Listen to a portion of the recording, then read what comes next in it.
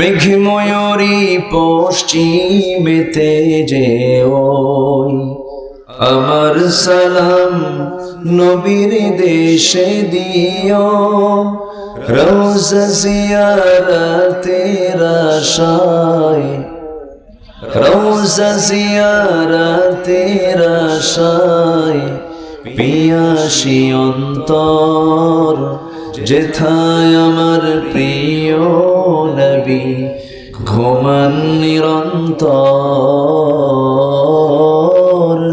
যেথায় আমার প্রিয় রাসূল ঘুমান নিরন্তর।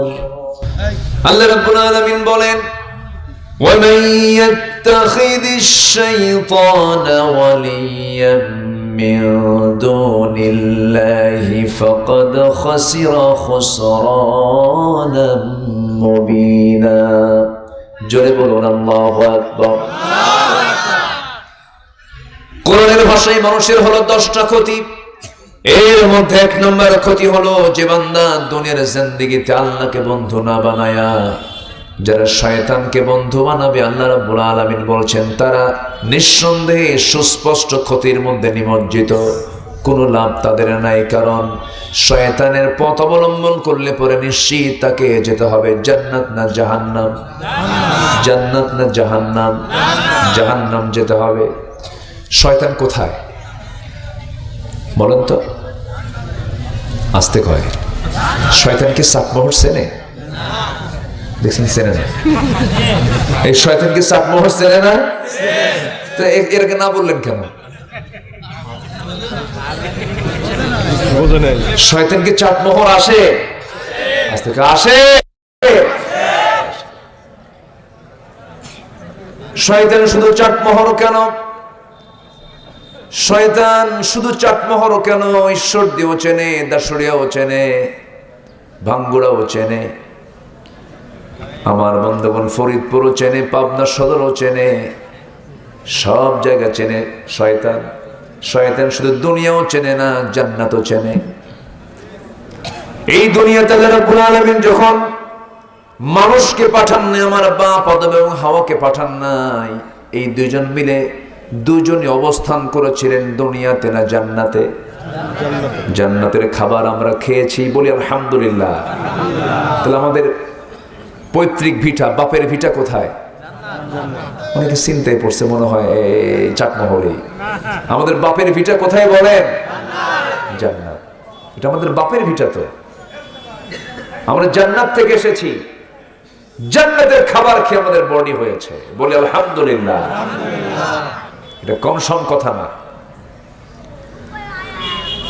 সেই জান্নাতের ভিতরে আদম আলাইহিস সালাতু ওয়াস সালাম, হাওয়া আলাইহিস সালাতু ওয়াস সালাম দুজন মিলে ভালোই চলছিলেন, কিন্তু ইবলিস করলো কি? সেই জান্নাতের মধ্যে ঢুকে গেল। কোথায় গেছে? জান্নাতের মধ্যে ঢুকে গিয়ে ফাওয়াসওয়াসা লাহুমা, দুজনকে তারা ওয়াসওয়াসা দিয়ে ফেললো।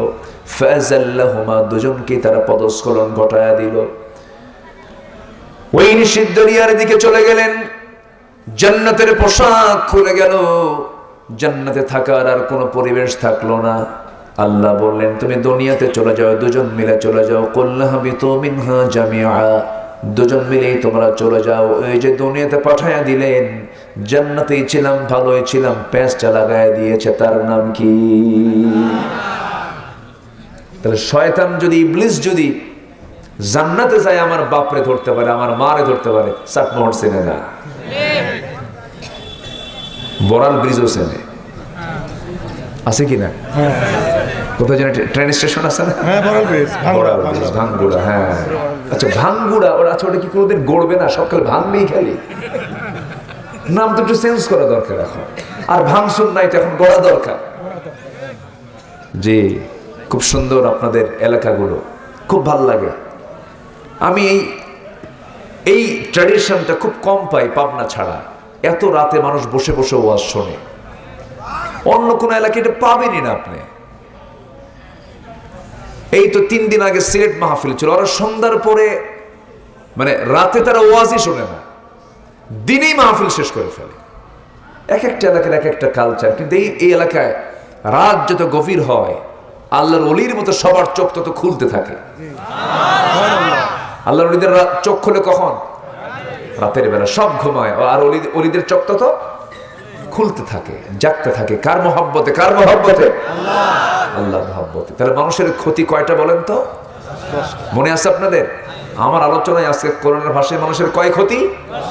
এর মধ্যে 1 নম্বর ক্ষতি হলো কাকে বন্ধু বানানো। আস্তে, কাকে বন্ধু বানানো? যারা মদ খায় তারা কারে বন্ধু বানাইছে? মদ খাওয়া লোক তো আমার দেশে নাই। আসতে বলে আসে না? নাই।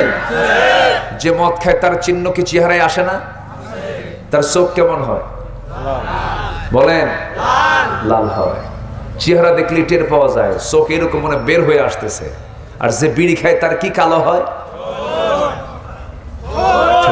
ঠোঁট দেখিয়ে বোঝা যায় এটা কি খো? বিড়ি খো। রাগ করতেছেন নাকি আপনি? হুজুর এরকম করে আমার গালিগালাজ দিচ্ছে। রাগ করে যাবে না, একটু দয়া করে শোনেন কথাগুলো। তাহলে যে বিড়ি খায় তার ঠোঁট কালো হয়, ওকে কি বলে? বলেন কি খোর? আর যে মদ খায় চোখ লাল বানায় তারা কি কয়? মদখোর। তাহলে বিড়ি খোর, মদখোর।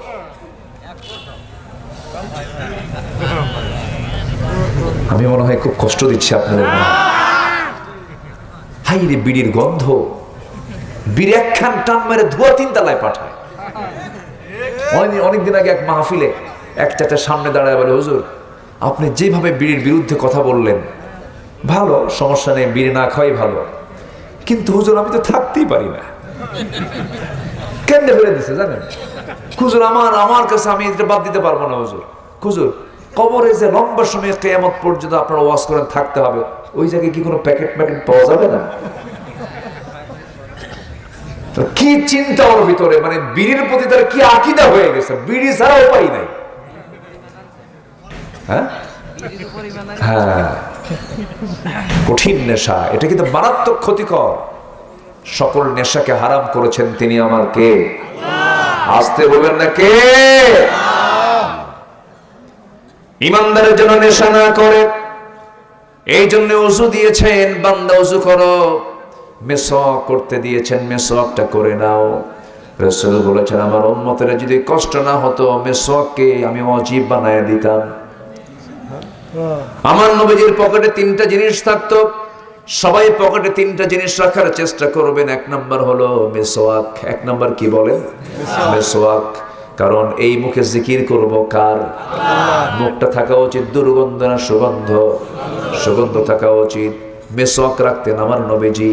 নাম্বার 2 হলো মুস্তুন, চিরুনি রাখতেন। আমার নবীজির চুল ছিল বড় বড় ঝাঁকড়ানো চুল ছিল, ঘাড় পর্যন্ত চলে আসতো। 2 দিকে সিটি করে চুলটা ছেড়ে দিতেন। বিশ্বনবীর সুন্দর চেহারা, সাদা সুন্দর চেহারার মাঝে কালো কিসকিসে চুলগুলো ফুটে উঠত। আম্মা জান আয়েশা বলেন আল্লাহর নবী ইউসুফ আলাইহিস সালামকে দেখে যে যুগের নারীরা লেবু কাটতে নিয়ে হাত কেটে ফেলেছিল, তারা যদি একটা বার ওই নারীগুলো রাসূলের চেহারার দিকে তাকাতো, হাত কেন কলিজাও কেটে ফেলে দিত, তাও তারা টের পেত না। সুবহানাল্লাহ। সেই চুলগুলো আঁচড়ানোর জন্য নবীজি পকেটে চিরুনি রাখতেন। নাম্বার 3 হলো আতর রাখতেন, সুগন্ধি রাখতেন।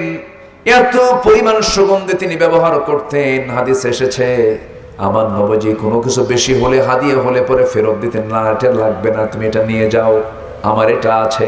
কিন্তু আমার নবীর কাছে যদি কেউ বালিশ দিত, বালিশটা ফেরত দিতেন না, বালিশ খুব পছন্দ করতেন। আরেকটা হলো আতরও যদি কেউ দিত, আতরও তিনি মানা করতেন না। আতর তালুতে ঢালতেন, এইরকম করে মেখে নিয়ে মাথা থেকে গোটা শরীর পর্যন্ত তিনি আতর লাগায়া দিতেন।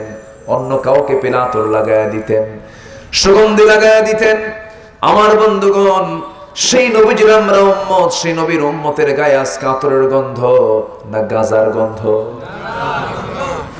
হ্যাঁ, শীতের ভিতরে এমন বিড়ি খায় গোটা চাদর পচা পচা গন্ধ।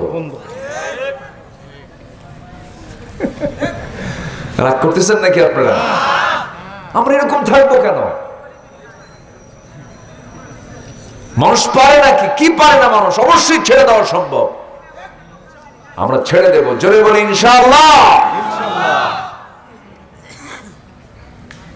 যারা বিড়ি খায়, আমার তো গন্ধ সহ্য হয় না, এরা আবার বাথরুমেও খায়। কিছু কিছু লোক আছে বাথরুমে যায়, একদিকে ছাড়ে আরেকদিকে ঢুকায়। যেরকম নাউযুবিল্লাহ আছে না নাই?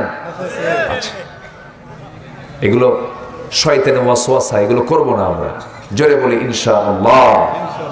শয়তান বলে নেশা করো, শয়তান বলে মদ খাও, শয়তান বলে জেনা করো, শয়তান বলে সুদ খাও। শয়তানের তো এই সমস্ত হুকুমগুলো শয়তানের। আমার বন্ধুগণ, জেনা করলে পরে চোখ নষ্ট হয়ে যাবে, রূহ নষ্ট হয়ে যাবে। মদ্যপান করলে পরে কোনো সেন্স থাকবে না, তার মধ্যে কোনো মনুষ্যত্ব থাকবে না। আমার বন্ধুগণ, মদ খেলে তাল না মাতাল বলেন? বলেন বলেন, তাল না মাতাল? মাতাল। এক মদেরও মদ খায় আর 3টার দিকে বাড়িতে আসছে। বাড়িতে এসে দরজায় ডাক দিচ্ছে, এমন জোরে ডাক দিছে, মানে ডাবল লোড, ডাবল বোতল খাইছে। দরজায় ডাক দিল, বউ তো টের পাইছে যে আমার স্বামী আসছে, এখন দরজা খুলবে কেমনে, সংসার পাচ্ছে না। তো দরজা খুলতে নি বড় ছেলেকে ডাক দিয়ে বলে, বাজান তুই সাথে আয়, তোর বাপ তো আসছে, কি জন্য খাইছে আল্লাহ জানে, তুই সাথে আয়। ছেলে বড় ছেলে একখান সাথে নিয়ে দরজার কাছে আসছে। দরজা ডাক দেওয়া মাত্র খুলে দেওয়ার সঙ্গে সঙ্গে দেখে চোখ লাল টকটকা। বোর দিকে তাকায়, এরকম করে লাল চোখে তাকায় আছে। ছেলের দিকে তাকায় বলে, বউয়ের দিকে তাকায় কি বলবে কোনো হুঁশ নাই। তো বউ দরজা খোলা মাত্রই বউয়ের দিকে তাকায়, এখন স্বামী কয়, আম্মা আসসালামু আলাইকুম। কি কথা কি বুঝতেছেন? আচ্ছা। বউ এখন মনে মনে করে, একা বললে তাও তো হতো, ছেলে সামনে দাঁড়ানো, এর সামনে আমার আম্মা বললে কথা হলো নাকি? তুমি কি বেকুব নাকি? তোমার কি একটু হুঁশ নাই? ছেলেটা পাশে দাঁড়ায় আছে, তার সামনে তুমি আমার আম্মা কও। ছেলের দিকে তাকায় বলে, দুলা ভাই আসসালামু আলাইকুম। কি বলেন, নেশার ফলাফল এটা কিনা বলেন?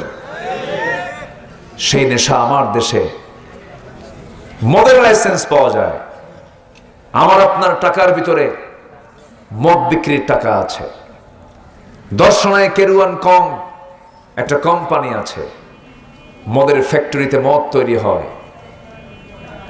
এই মদ, এই সুদ, এই জেনা, এই যে বৈধতা দিয়েছে, সারা জীবন ওয়াশ করে এগুলো বন্ধ হবে না।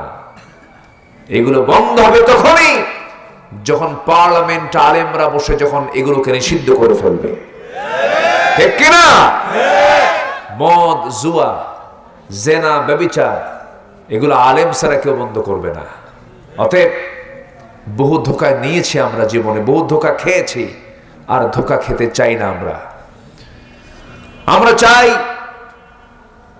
এমন কিছু ব্যক্তির হাতে দেশের ক্ষমতা চলে যাক, যারা কেউ বাবার আইন দিয়ে, স্বামীর আইন দিয়ে, মানুষের আইন দিয়ে, প্রচলিত আইন দিয়ে তারা দেশ রাষ্ট্র গড়বেন না। তারা দেশ রাষ্ট্র গড়বেন কিসের আইন দিয়ে? আসতে বলবেন না, কিসের আইন দিয়ে?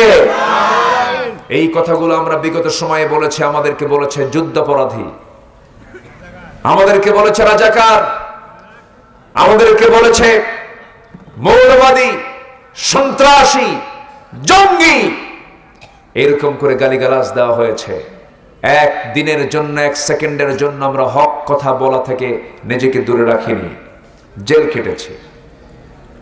2018 সালে চট করে নির্বাচনের আগ দিয়ে আমাকে বাড়ি থেকে তুলে নিয়ে চলে গেল।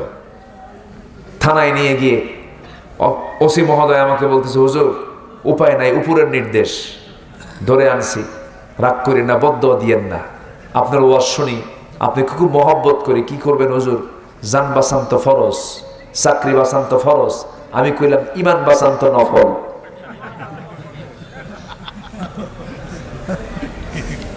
মামলা একখান দিয়ে বলল, হুজুর নির্বাচন পর্যন্ত একটু জেলখানায় থাকে, নির্বাচনটা শেষ হোক, মরা মানুষ এসে ভোট দিয়ে যাবে। কোন মানুষ এসে ভোট দিয়ে যাবে? মরা মানুষ আসছে না, ওরা নিয়ে আসছিল না, মরা মানুষ নিয়ে আসে নাই। তারপরে থাকলাম, জেলখানায় ঢুকলাম, ঢুকেই দেখি এক বুড়া চাচা আমার দেখে লম্বা খান সালাম দিয়ে বলে, হুজুর আপনি জেলখানায় ঢুকলেন, খুব খুশি হয়েছি। তা আমি বললাম যে আপনি খুশি হলেন কেন? কে বাবাজি, ওয়াজ শুনতে যাই, বহু দূর থেকে ওয়াজ শুনি, মুসাফা করতে পারি না, কথা বলতে পারি না, কাছে আসতেই পারি না, আপনি এত কাছে আসলেন, এ কি দুঃখের সংবাদ নাকি? বসে, খুব খুশি। তো বললাম চাচা আপনি বুড়া কালে কেন এই জায়গায়? আপনার বয়স 80-85 বছর বয়স, দাঁত নাই, কিছু নাই, চামড়া নাই, সব এই আপনার আসামি বললো কে? কে বাবা, আমি ছোটখাটো আসামি না, আমি বোমা হামলা করছি। কি হামলা করছে? চিন্তা করুন কি নাটকগুলো করেছে তারা, কি নাটক তারা সাজিয়েছে। থানায় মামলা রেডি আছে, আসামি খুঁজে পাচ্ছে না, কাকে আসামি দেবে? এখন কোটা একটা আছে, পূরণ করা দরকার, ফকিররে ধরে নিয়ে কোটা পূরণ করছে। কারে নিয়ে? রাস্তার ফকিররে আসামি বানায়া কোটা পূরণ করছে। এরকম নজিরও এই দেশে সৃষ্টি করেছে যারা, জনগণ তাদেরকে প্রত্যাখ্যান করেছে। আসতে বলুন, জোরে বলুন, ঠিক কিনা? এগুলো করা যাবে না। ফেরাউনরা টেকে নাই, নমরুদরা টেকে নাই। নমরুদকে আল্লাহ পাক ন্যাংরা মশা দিয়ে বিদায় করেছেন, ফেরাউনকে পানিতে চুবায় মেরেছেন। এরপরে যুগে যুগে যারাই জুলুমের পথ বেছে নিয়েছে, আল্লাহ তাদেরকে ইতিহাসের আস্থা করে নিক্ষিপ্ত করেছেন, কাউকে রেহাই দেননি। এই জন্য জুলুমের কাছে আমরা যাব না, জোরে বলি ইনশাআল্লাহ। তাহলে আমরা চাই এই দেশে সুদ চালু হোক না যাকাত চালু হোক? বলেন, সুদ না যাকাত? সুদের ফলাফল হলো গরিব আরো গরিব হবে, গরিব আরো গরিব হবে, আর ধনীরা ধনী হবে না। ওরা অশান্তি ভোগ করবে, শান্তি থাকবে না। দেখেন না সালমান এফ রহমান কি অশান্তির মধ্যে আছে, দাড়ি কাইটে বাঁচার চেষ্টা করলো, ঠিক কিনা? শান্তি কারো নাই। সুদ খায় শান্তি পাবেন? হাজার হাজার কোটি টাকার মালিক খাইতে পারে না, সকালবেলা নাস্তায় বসে ব্রেকফাস্ট, কি ফাস্ট? ব্রেকফাস্টে বসে খাইতে বসে, খাইতে পারে না। সামনে এতগুলো রুটি নিয়ে বসে, 1 কেজি আঙ্গুর, গোটা টেবিল ভরা সব ফলমূল, খাইতে বসে একটা আঙ্গুর খাওয়া মাত্রই পিএস পার্সোনাল সেক্রেটারি বলে, বস আপনার জন্য একটা আঙ্গুরটাই বরাদ্দ, আর খাওয়া যাবে না, খাইলেই ইনসুলিন। কি মারতে হবে? ইনসুলিন নিতে হবে, পারবেন না। একটা খায়, রুটি একখান পুরোটাই নাই, বলে একটার পুরো খাওয়া যাবে না, 4 ভাগের 1 ভাগ, 25 গ্রাম। কয় গ্রাম? 25 গ্রাম খায়, আর রুটির দিকে ছায়া থাকে, আর আঙ্গুরের দিকে ছায়া, কয় হাই রে, টাকা পয়সার মালিক হলাম, আমি তো আরেক ফকির, খাইতেই পারি না। আল্লাহ ধনীকে টাকা দেখায়, আর আল্লাহ গরিবরে খাদ্য দেখায়। সুবহানাল্লাহ বলবেন না? ধনীর ছেলে মেয়েও হয় না, 20 বছর তপস্যা করার পর একটা বাচ্চা হয়, তাও 100 কানা। কি আস্তে করে, ঠিক কিনা? হারামের কোন আরাম নাই। আর গরিবের বাচ্চা কম হয় না বেশি হয়? 1 বছর না পার হতে আরেকটা হয়েছে, একসঙ্গে 3টা, একসঙ্গে 4টা। আছে না? নাই? কোন অপারেশন লাগে না, কোন সিজারও লাগে না, তরকারি করতে করতে মা হয়ে গেছে। আলহামদুলিল্লাহ বলবেন না? আর ধনীর ওই বউ প্রথম মাস থেকে চেক, ডাক্তার খুব চেকে রেখেছেন, আপনার কিন্তু পজিশন ঠিক নাই, যে কোনো মুহূর্তে একটা সমস্যা হয়ে যেতে পারে। এই চেক করতে করতে এখন আর বাসাই জুলুম, শেষ পর্যন্ত বলে অপারেশন থিয়েটার, রোগীরও মায়ের মৃত্যু, সন্তানেরও মৃত্যু। আর গ্রামীণ এই গরিব মানুষগুলোর চিন্তা করুন, কখন বাচ্চা হয় কেউ জানি না। আলহামদুলিল্লাহ বলো, নিয়ামতকার নিয়ামতকার আল্লাহ। এই জন্য আফসোস করা যাবে না, যা দিয়েছেন আল্লাহ বলবো আলহামদুলিল্লাহ। এক লোক, গ্রামের মানুষ, গেছে শহরে, আত্মীয় একজন অসুস্থ, তাকে দেখতে গেছে, হয়েছে ডায়াবেটিস। কি হয়েছে? ডায়াবেটিস। কিন্তু চেহারা খুব সুন্দর, সুন্দর ফুটফুটে চেহারা, ডায়াবেটিস। তো গ্রামের ক্ষীণকায়, মানে কঙ্কাল সার দেহ, কিন্তু সুস্থ মানুষ, দেখতে গেছে। কে ভাই, তোমার দেখতে আসলাম, তুমি নাকি অসুস্থ? কে ভাই অসুস্থ, ভাই আমি, আমার ডায়াবেটিস হয়েছে।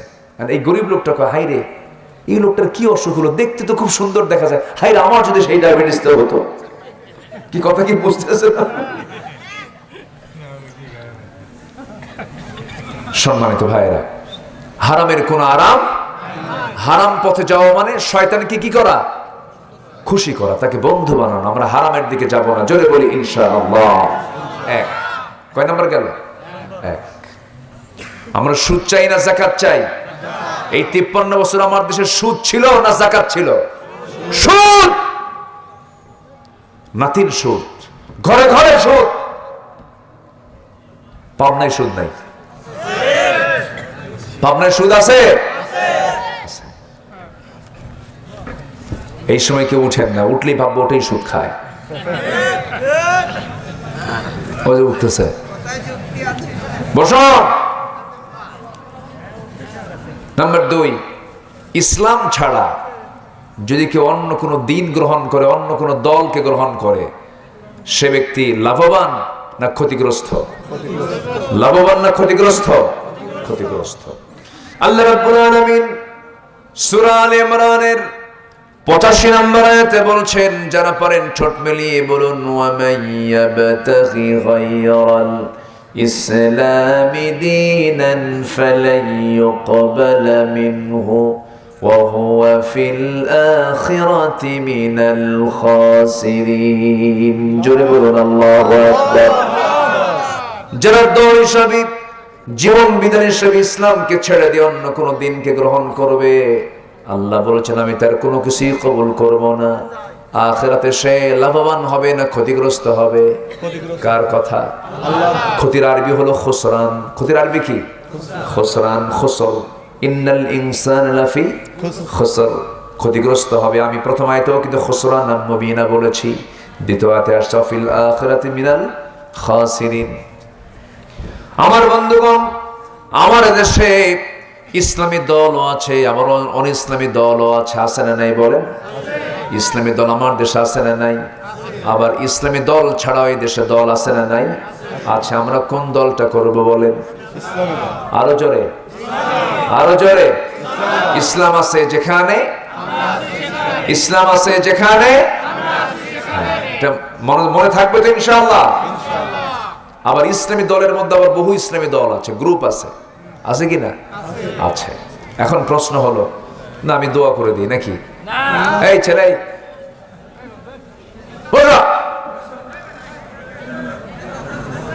বসছে, এই ধমক কিন্তু এটা ধমক না, এটা মহব্বত কিন্তু। আবার রাগ করেন না। ওই বাচ্চা দুধ খায় না, অথবা বাচ্চা ওষুধ খেতে চায় না, মা বলে বাজান খা, জ্বর আসছে 100, খা বাবা খা, আদর করে, চুমা দেয়, তাও শোনে না, মুখের মধ্যে ওষুধ দিতেই পারতেছে না, কামড় মেরে ধরে আছে। তখন মা কি করে? খালি ধমক। ধমকে তো কাম হয় না। 2 হাত 2 পা ধইরা শক্ত কইরা মুখের মধ্যে নখ ঢুকায় ওষুধ খা। কি আছে না নাই বলেন তো? কি এটা কি মহব্বত কম না বেশি? বেশি। তো আমার এই ধমকে যেন মন খারাপ করেন না কেউ, একটু মহব্বত করে বললাম, একটু বসেন না। আপনারা উঠায় দিয়েছেন আমাকে একটু দেরি কইরা, আমার তো দোষ না, আমি এখানে চলে আসছি 8:30। এখন শেষ হতে, শেষ ক্লাস খুব কষ্ট, বুঝলেন? মানে লেখা থেকে প্রধান বক্তা, মাহফিল এসে হয়ে যায় শেষ বক্তা, খুব কষ্ট এটা। আচ্ছা, তাহলে আমরা দল করব দুনিয়ার না আল্লাহ? অন ইসলামী না ইসলামী? আমার দেশে ইসলামী দলের মধ্যে গ্রুপ হলো 53টা। কয়টা? 53টা। কিন্তু 5 আগস্টের আগে, কয়েকদিন আগে, কোন অন ইসলামী দল, কোন ইসলামী দল নিষিদ্ধ করেনি, শুধু একটা দল নিষিদ্ধ করেছিল। আপনারা কি জানেন? সবাই জানেন তো? কয়টা দল নিষিদ্ধ করেছিল? শত শত দলের মাঝে একটা দলকে তারা নিষিদ্ধ করেছিল। মানুষ হককে না চিনতে পারলেও বাতিল কিন্তু ঠিকই চেনে প্রকৃত হকটা কোনটা, ঠিক কিনা বলেন? ওরা কিন্তু খুঁজে ঠিকই বের করেছিল। অঙ্ক বুঝে নেন, অঙ্ক জেনে নেন। প্রস্তাব এসেছে, আল্লামা সাইদিকে বলা হয়েছে দল ছেড়ে দেন, আপনাকে জেল থেকে ছেড়ে দেওয়া হবে। উনি বললেন দল করে দুনিয়ার জন্য নয়, আল্লাহর জন্য। সুবহানাল্লাহ বলবেন না? আপনি বলেন যে আমি নির্দলীয় কোনো দল আর করি না, উনি বললেন না আমি আল্লাহর দল করি, মরে যাব, শহীদ হব, কারোর সামনে মাথা নত করবো না। কি অত্যাচারটা করা হলো তার উপরে। সুস্থ মানুষ 13 আগস্ট 2023 সালে তাকে ধরে নিয়ে জেলখানা থেকে সুস্থ মানুষ নিয়ে যাচ্ছে, ওনাকে বলা হলো আপনি চলেন কোথায়? হসপিটালে। কেন? আপনি অসুস্থ। রুগী কয় আমি অসুস্থ, আমি তো নিজেই জানি না। জোর করে ধরে নিয়ে চলে গেল হসপিটালে, ভর্তি করায়া একটা মহল পয়জনিং করে, বিষ প্রয়োগ করে তাকে শহীদ করে দিয়েছে, হত্যা করা হয়েছে।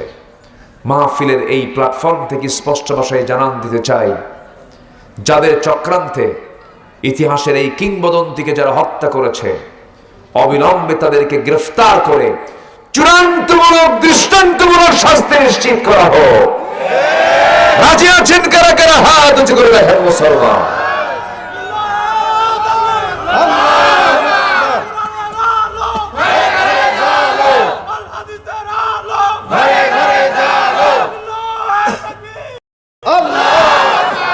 ইসলামের শত্রুরা, আস্তে করেন, ইসলামের শত্রুরা আলেম ওলামা যেখানে,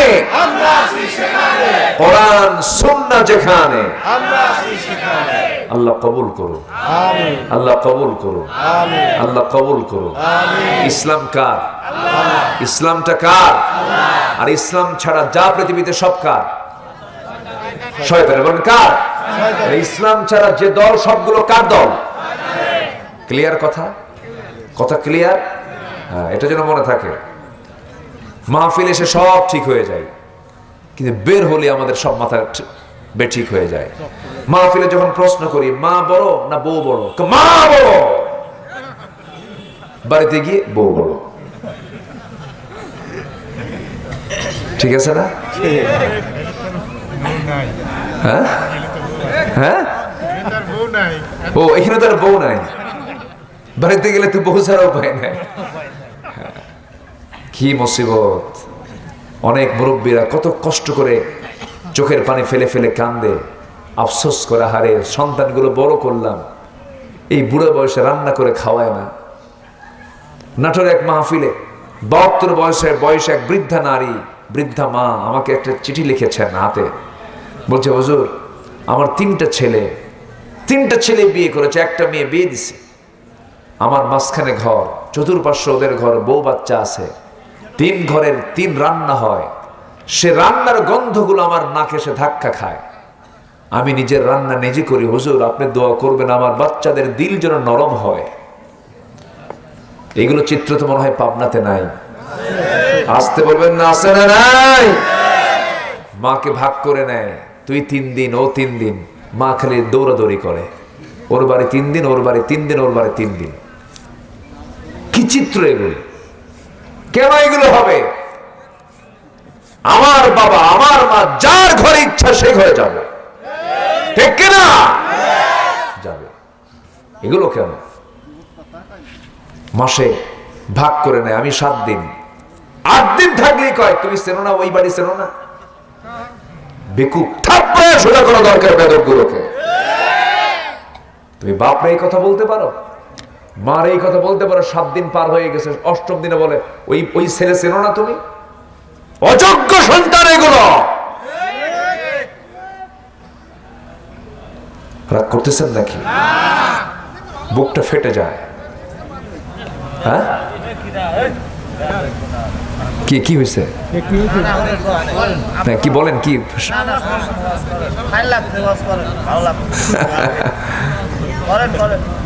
সুন্দর কথা।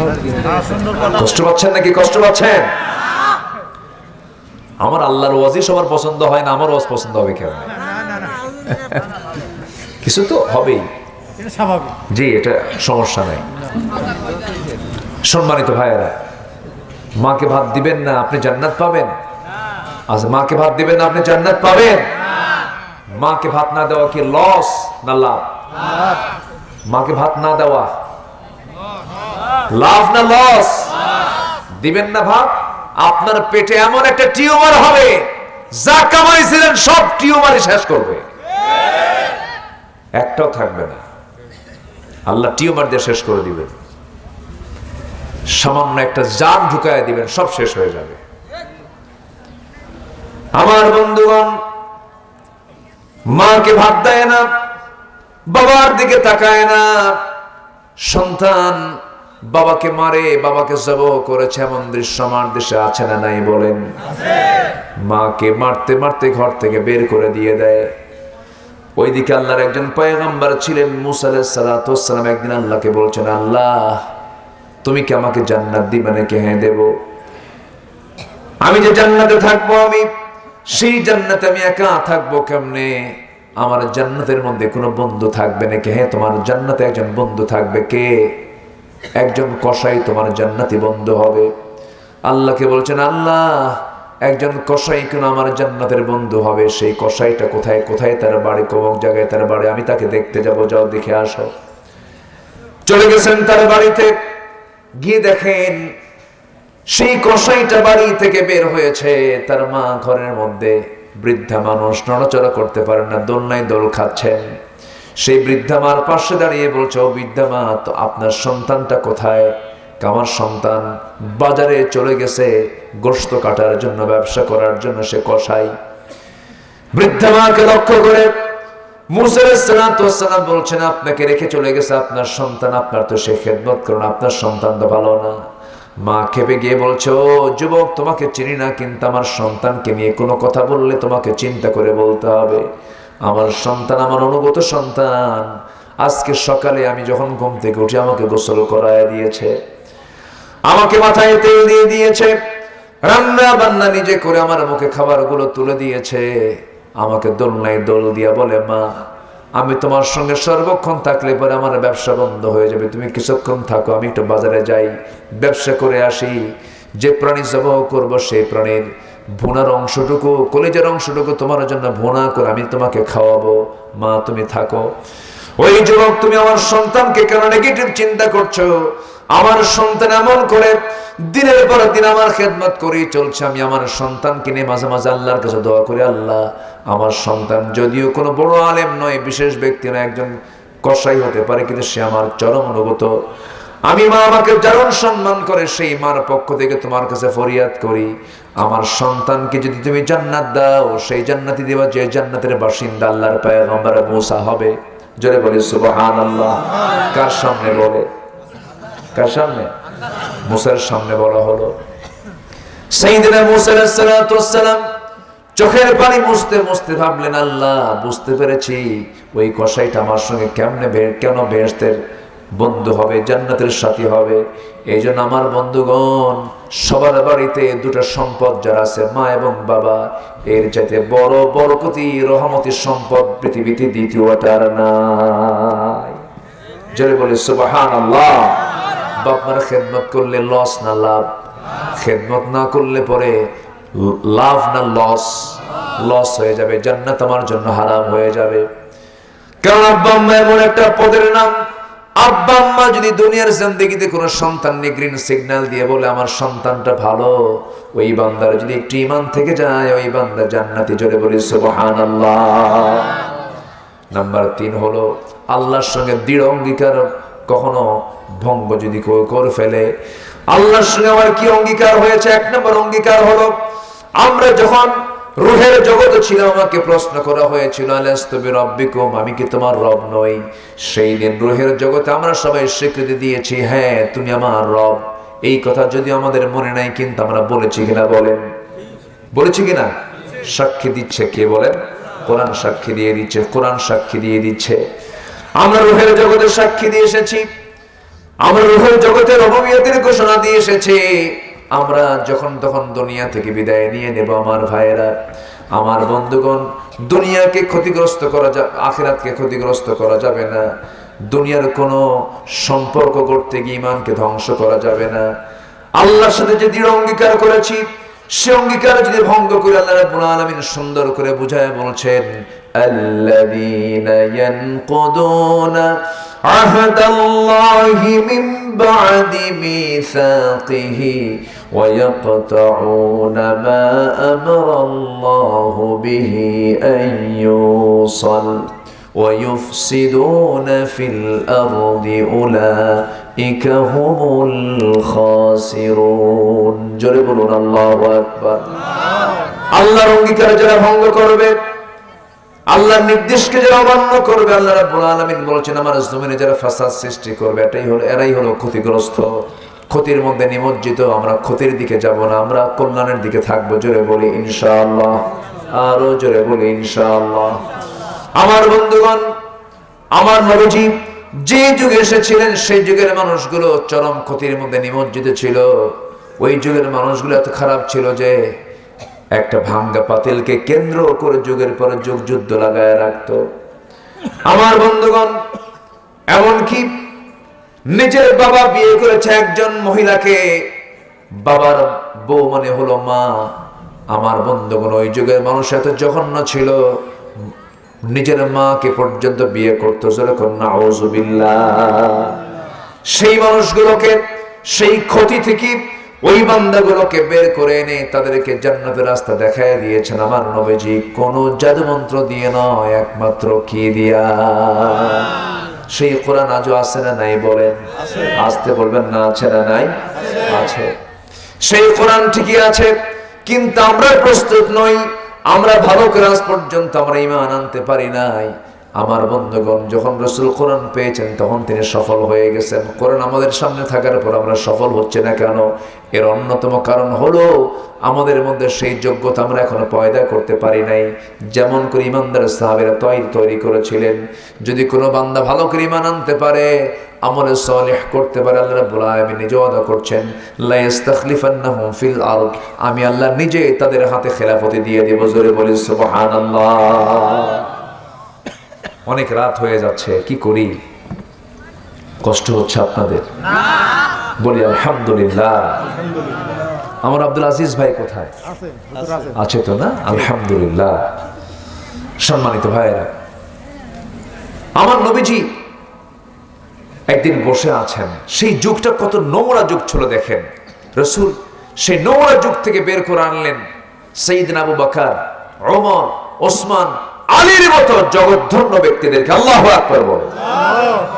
সাইয়েদনা ওমর ফারুক রাসূলের হাতে আগে বায়াত গ্রহণ করতে গেছেন, দিন গ্রহণ করতে গেছেন, রাসূলকে মারতে গেছেন।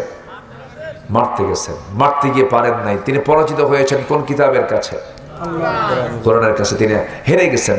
কোরআন যখন তিনি পেয়েছেন আর পারলেন না, বরঞ্চ নবীর পায়ের কাছে তরবারি রেখে বললেন, ইয়া রাসূলুল্লাহ, আজকে থেকে আপনার যারা ক্ষতি করতে চাবে এই তরবারি তার ফয়সালা করে দেবে। আল্লাহু আকবার বলেন। একমাত্র পরিবর্তন হয়েছে এই কোরআন দিয়ে। এই কোরআনকে আমরা আত্মস্থ করার চেষ্টা করব। জোরে বলি ইনশাআল্লাহ। আমার নবীর সামনে এক সাহাবী কান্দে আর বলে, হুজুর, আমি তো ঈমান এনেছি, কিন্তু আমার বুকে বড় দুঃখ। কি? তুমি কি করেছো বলো? সাহাবী বলছেন, হুজুর, আমার কি সব গুনাহ মাফ হবে? অবশ্যই তোমার সব গুনাহ মাফ হয়ে গেছে তুমি দিন গ্রহণ করার জন্য। সব গুনাহ মাফ হলো, আমার মনে একটা গুনাহ মাফ হবে না।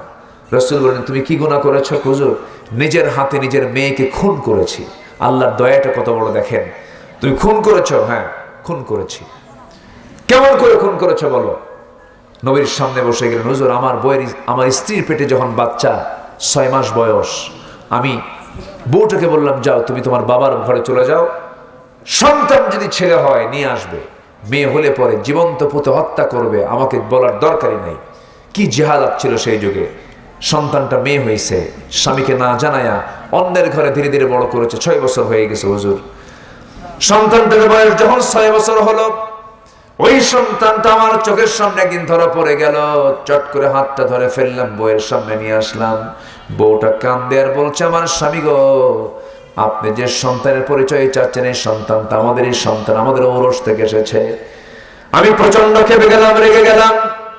মনে মনে চিন্তা করলাম, এই সন্তানকে আমি কেমন করে দুনিয়া থেকে বিদায় করে দেবো, একে বাঁচাবো না। ফোন দিয়ে টালাম। আমি আমার সন্তানের সঙ্গে অভিনয় শুরু করলাম। সন্তানকে কোলের মধ্যে নিয়ে বললাম, সন্তান রে, তুই আমার অত্যন্ত কলিজার টুকরা সন্তান। মেয়েটা খুশি হয়ে বলে, মা, তুমি আমার বাবার সঙ্গে দেখা করতে মানা করেছিলে, কিন্তু আমার বাবা তো খুব ভালো মানুষ, আমাকে কত সুন্দর আদর করে। হুজুর, ঠান্ডা মাথায় খনি বনে গেলাম। 24 ঘন্টা গেল না, পরের দিন সকালবেলা বললাম, মা তোমাকে তোমার নানির বাড়ি নিয়ে যাব। এই কথা বলে অভিনয় করে এই কথা বলে আমি আমার মেয়েকে সাজগুজ করে নিয়ে রওনা করলাম। সামনের দিকে যেতে নিয়ে নানির বাড়ির দিকে না গিয়ে আমি চললাম জঙ্গলের দিকে। আমার মেয়েটা বারবার বলছে, বাবা আমার মার সঙ্গে আমি এই দিক দিয়ে গেছি, যতবার গিয়েছি তুমি এই দিকে যাও কেন? মেয়েটার চক্ষু ছোট হতে চলছে। আমি কিচ্ছু বললাম না, জঙ্গল পার হয়ে গেলাম। কোনো কথা না বলে আমি কোদাল দিয়ে গর্ত খনন শুরু করে দিলাম। আমার মেয়েটা আস্তে করে বলছে, বাবা নানির বাড়ি কখন যাবে? আমি কিচ্ছু বললাম না, কোনো কিছুই বললাম না, চুপ মেরে মেরে গর্ত খনন শুরু করে দিয়েছে। গর্ত খনন শেষ হয়ে যাচ্ছে, হুজুর আমার দাড়ির মধ্যে মাটিগুলো সিটে আসতেছে, সিটকে পড়ে। আমার মেয়েটা ছোট্ট নখ দিয়া হাত দিয়া খিরাল করে করে সেই মাটিগুলো সরায় দেয় আর বলে, তুমি নানির বাড়ি কখন যাবা? কিচ্ছু বললাম না। আমার শরীরের ঝরা ঘামগুলো গামছা দিয়ে মুছে দিয়ে আর বারবার প্রশ্ন করে, বাবা নানির বাড়ি কখন যাবে? কিচ্ছু বললাম না। আমি আর ভিতরে এমন জাহালাত কাজ করেছে, এমন পাশবিকতা কাজ করেছে। মেয়েটাকে বললাম, মা দেখো তো গর্ত খননটা কেমন হয়েছে। মেয়েটা হুজুর একটা মুচকি হাসি মারলো, গর্তের কিনারায় গেল, দেখতে নিল। আমি পিছন দিকে চলে আসলাম। দিলের মধ্যে কোনো মায়া কাজ করলো না, পাষাণ হৃদয় হুজুর আমার। পিছন দিক থেকে এমন জোরে ধাক্কা মারলাম, এক ধাক্কায় বাচ্চাটা গর্তের মধ্যে পড়ে গিয়া চিত হয়ে দুটো হাত এক জায়গায় করে বলছে, বাবা বুঝতে পেরেছি আমার মার কথাই সত্য, তুমি আমাকে মারার জন্য আমি দুনিয়াতে মেয়ে হয়ে জন্ম নিয়েছি। বাবা তুমি আমাকে মেরে ফেলবে আমি জানি, কিন্তু আজকে একটা বারের জন্য তোমার কাছে করজোড়ে মিনতি জানাই, একটা বারের জন্য তুমি আমাকে বাঁচায় দাও। প্রয়োজনে ভিক্ষা করে খাবো, কিন্তু তোমার সামনে আমি আমার চেহারা কখনো দেখাবো না। হুজুর দয়া হলো না, মায়া হলো না, দিল পরিমাণ কোনো মায়া মহব্বত কাজ করলো না। জেলাতের কারণে করলাম কি, হাতের মধ্যে পাথর নিলাম, সেই পাথরটা নিয়ে সন্তানটার কলিজা বড় বড় যখন মেরে দিলাম, ফিঙ্কি দিয়া রক্ত বের হওয়া শুরু হয়ে গেল। চিৎকার করে আব্বা আব্বা বলে ডাকতেছে, কিন্তু হুজুর একটা বারের জন্য জবাব দিলাম না। হাতের সেই পাথর দিয়া মাটি চাপা দিয়া পাথর চাপা দিয়া জনমের মতো শেষ করে দিলাম। আমার এতদিন তা মনে হয় নাই, কিন্তু যেদিন দিন গ্রহণ করেছে সেই দিন থেকে আজ পর্যন্ত হুজুর বিছানায় মাথা রাখি, পিঠ রাখি, কিন্তু ঘুমটা আসে না।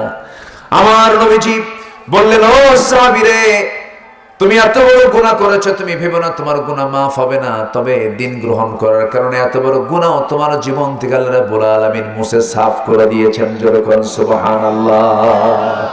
সেই যুগের ওই ক্ষতিগ্রস্ততা থেকে তাদেরকে কল্যাণের দিকে নিয়ে এসেছেন, কিচ্ছু দিয়া নয়। কি দিয়া বলেন? আসতে বলবেন না, কি দিয়া? কোরআন দিয়া। নাম্বার 4 হলো আল্লাহর সঙ্গে সাক্ষাৎকে যারা অস্বীকার করবে তারা ক্ষতিগ্রস্ত হয়ে যাবে। নাম্বার 5 হলো সরল পথ থেকে বিচ্যুত হয়ে পার্থিব জীবনে যাদের প্রচেষ্টা ব্যর্থ হয়েছে তারাও ক্ষতিগ্রস্ত হয়ে যাবে। নাম্বার 6 হলো আল্লাহর পথ থেকে বিচ্যুত হয়ে নিজ এবং পরিবারকে যারা ক্ষতিগ্রস্ত করবে তারাও ক্ষতিগ্রস্ত হয়ে যাবে।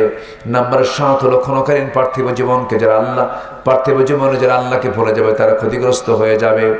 নাম্বার 8 হলো সত্যের পথে ঈমান না আনা, সৎকর্ম না করলে তারা ক্ষতিগ্রস্ত হয়ে যাবে। ইন্নাল ইনসানা লাফি খুসরিন। নাম্বার 9 হলো বাতিলের প্রতি বিশ্বাস স্থাপন, আল্লাহকে অস্বীকার করবে যারা তারাই ক্ষতিগ্রস্ত হয়ে যাবে।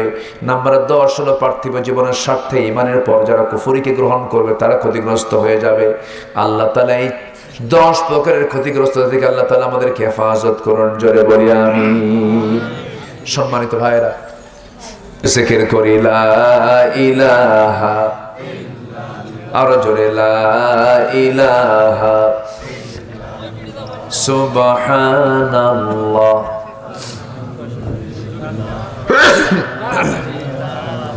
আর জোরে লা ইলাহা লা ইলাহা ইল্লাল্লাহ, লা ইলাহা সুবহানাল্লাহ ওয়ালহামদুলিল্লাহ। লা ইলাহা ইল্লাল্লাহ মুহাম্মাদুর রাসূলুল্লাহ।